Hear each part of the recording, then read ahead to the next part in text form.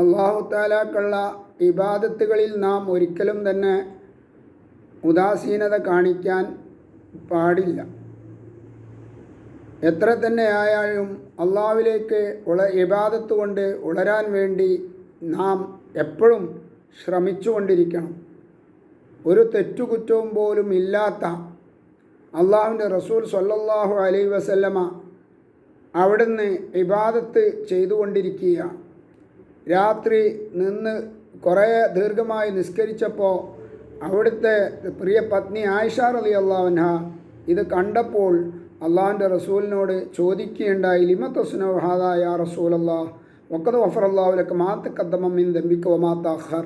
തങ്ങൾക്കൊരു ദോഷവും ഇല്ലല്ലോ, അഡ്വാൻസായിട്ട് മുഴുവൻ അള്ളാഹു തആല പുറത്തിരിക്കുന്നല്ലോ എന്ന് പറഞ്ഞാൽ തങ്ങളിൽ ദോഷം ഇല്ല.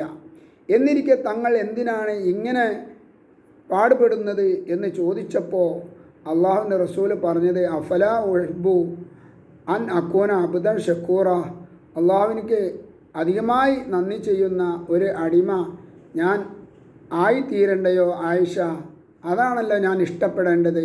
അതുകൊണ്ടാണ് ഞാൻ ഇങ്ങനെ ചെയ്യുന്നത് എന്ന് അള്ളാഹുവിൻ്റെ റസൂൽ സ്വല്ലല്ലാഹു അലൈഹി വസല്ലം തങ്ങൾ ആയിഷ ബിവിയോട് മറുപടി പറഞ്ഞെങ്കിൽ, ദിവസവും തെറ്റുകുറ്റങ്ങൾ ചെയ്യുന്ന നാം അതൊക്കെ അള്ളാഹു തആലാനോട് പറഞ്ഞ് പൊറുപ്പിച്ചുകൊണ്ട് ഇബാദത്ത് മുഖേന അള്ളാഹുവിലേക്ക് അടുക്കാൻ ബാധ്യസ്ഥരാണ് എന്ന കാര്യം ഒരിക്കലും നമ്മൾ മറന്നു പോകരുത്.